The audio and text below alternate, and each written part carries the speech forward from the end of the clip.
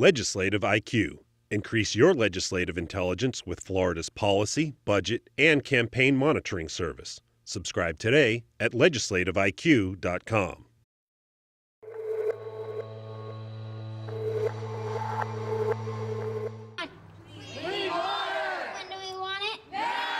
Chanting and holding signs with demands for lawmakers.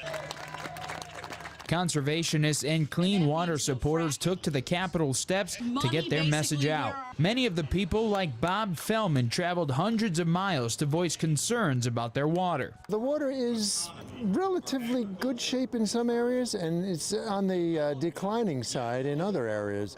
William Wallace traveled to the Capitol from Bay County because he doesn't want his water to be mucked up for future generations. Well, water is important. Water is life, and it's very important that we protect it. Even though Amendment 1 passed overwhelmingly, voters say they're keeping an eye on lawmakers to make sure they're spending the money the way they intended.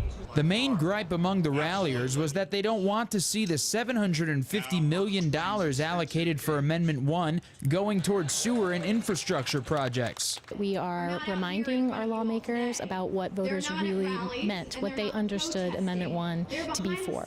And so, you know, it's not so much that they're putting money in directions that we don't want it to be, but we don't want that to happen. Jerry Swamstead says people didn't vote for sewer projects. They voted for springs protections. 75% of the voters passed it.